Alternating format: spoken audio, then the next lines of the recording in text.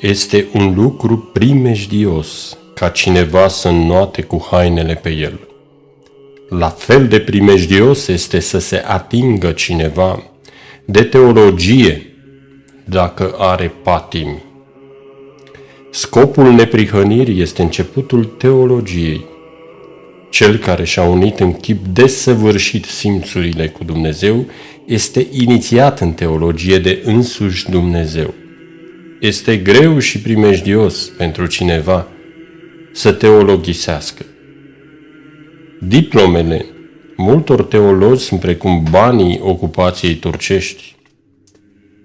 Dumnezeu există și judecata, și răsplata, și împărăția, și iadul. Față de Dumnezeu să ai dragostea Fiului, față de aproapele inima mamei și față de cuvântul tău inima judecătorului. Omul este părtinitor, nu însă și Dumnezeu. La Dumnezeu nu este părtinire. Diavolul seamănă, însă Dumnezeu seceră. Bunul Dumnezeu ne poartă de grijă, mai întâi pentru viața cealaltă și după aceea pentru aceasta. În toate să-L vedem pe Dumnezeu. Omul sfânt ne întărește prin pilda lui sfântă. Păcătosul ne oprește prin căderea lui, ne pune frâu. Ne pune opreliște nu ca să nu cădem din nou în ochii altora, ci ca să nu-L întristăm pe Dumnezeu. Dacă omul îl iubește pe Dumnezeu, dacă recunoaște marea lui jertfă, binefacerile lui și se silește pe sine să urmeze sfinților, prin discernământ repede se sfințește. Este de ajuns să se smerească, să-și conștientizeze josnicia și marea nemulțumire pe care a arătat-o față de Dumnezeu. Omul privește la față, pe când bunul Dumnezeu la inima omului. Ca Dumnezeu să devină totul în viața ta, trebuie ca tu să devii nimic. Cunoașterea lui Dumnezeu și credința în acesta este mântuirea și desăvârșirea sufletului. Bunul Dumnezeu nu i-a amenințat niciodată pe oameni cu pedeapsa pentru greșelile pe care le-au făcut față de El. N-ați venit în biserica mea, nu m-ați preamărit, nu v-ați rugat, ci pentru greșelile pe care le-au făcut față de semenii lor, căci flămând am fost și nu mi-ați dat să mănânc, însetat am fost și nu mi-ați dat să beau. Dumnezeu se poartă cu noi ca un părinte cât timp noi ne purtăm ca frații. Dumnezeu nu măsoară anii vieții noastre, ci cântărește. El a pus lucrarea ca paza virtuții și nu cere să se ardă pentru aceasta lumânări, ci inimi. Dăruiește-i viața ta lui Dumnezeu și atunci viața ta va duce la Dumnezeu. El este singurul pe care cineva poate să-L iubească veșnic. Orice bine poți să-l faci, să-l pui pe seama lui Dumnezeu. Fără mine nu puteți face nimic. Atât de mult a iubit Dumnezeu lumea încât l-a dat pe Fiul Său să fie răstignit ca să ne mântuiască. Să nu renunțăm la viețuirea iubitoare de Dumnezeu pentru lauda omenească, ci să preferăm viața virtuoasă pentru mântuirea sufletului nostru. Mintea iubitoare de Dumnezeu este lumina care luminează sufletul în chip strălucitor din toate părțile, precum face soarele cu trupul. Să ne lăsăm pe noi înșine să ne pierdem în largul milostivirii dumnezeiești și în brațele Maicii Domnului, Maica milostivirii și a toată rugăciunea. Este cu neputință să se piardă sufletul celui care o cinstește pe Maica Domnului. Viețuind în ascuns, să viețuiești cu roade ascunse. Când cineva ne umilește și noi nu ne pierdem iubirea față de acesta, atunci suntem pe calea lui Dumnezeu. Să urci pe Golgota Domnului, pășind pe urmele însângerate ale pașilor Lui. În lume necazuri veți avea, dar îndrăzniți. Eu am biruit lumea. Ioan 16:33. Un om duhovnicesc nu are necazuri.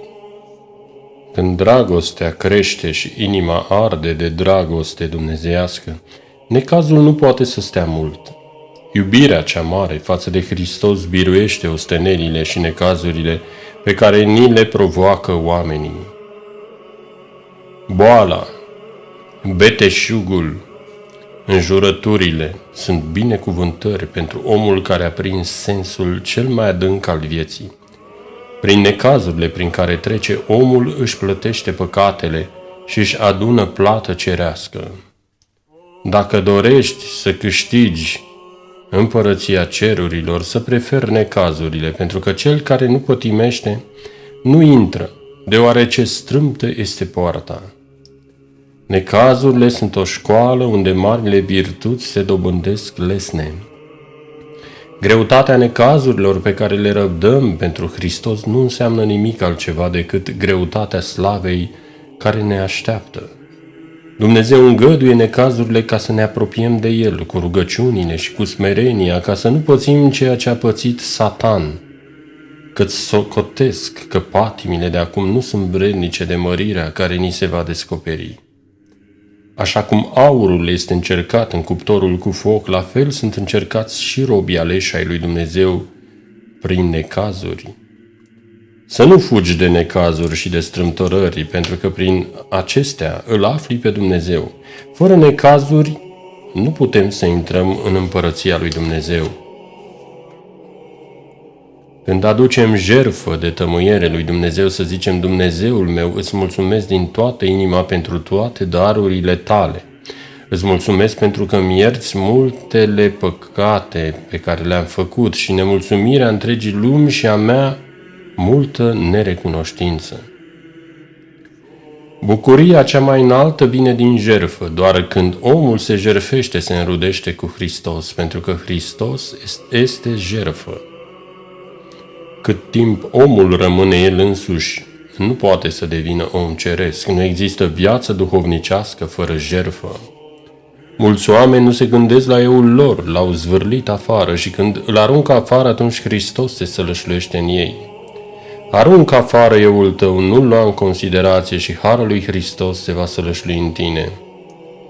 Cât de fericiți de Dumnezeu sunt oamenii care își jertfesc toate ale lor. Când ne punem în locul altora și îi înțelegem, atunci ne înrudim cu Hristos. Viața duhovnicească nu este plăcere. Cel care nu are jertfire, dăruire de sine, va avea doar bucurie și întristare lumească. Nu poate să simtă bucuria duhovnicească. Dacă cerem ceva de la Dumnezeu fără să jertfim altceva, cererea n-are valoare. Unul nu mănâncă dulcele ca Hristos. Să-i ajute pe cei care suferă din pricina zahărului, să nu doarme, ca Hristos să dea puțin somn celor care suferă de insomnii. Astfel, omul se înrudește cu Dumnezeu și atunci Dumnezeu îi dăruiește harul lui. Cei care îi slujesc pe bolnavi, pe paralitici și pe alții cu iubire și răbdare, dacă au păcate, acestea sunt șterse prin jertfa pe care o fac. Dacă nu au păcate, se sfințesc. Moartea suferită în război izbăvește mult, pentru că cineva se jertfește ca să-i ocrotească pe alții. Cei morți în acest chip se fac următori lui Hristos și sunt cei mai mari eroi, deoarece chiar și în moarte se înalță. Toată viața călugărului este o jertfă. Călugărul a plecat să moară pentru Hristos. Dacă monahul șchioapătă în acest punct, atunci nu este călugăr. După aceea, cum va grăi despre cele duhovnicești. Când nu există jertfă, cele duhovnicești nu și-au locul. Nu există o altă cale pentru lucrurile adevărate și veșnice în afară de calea jertfei.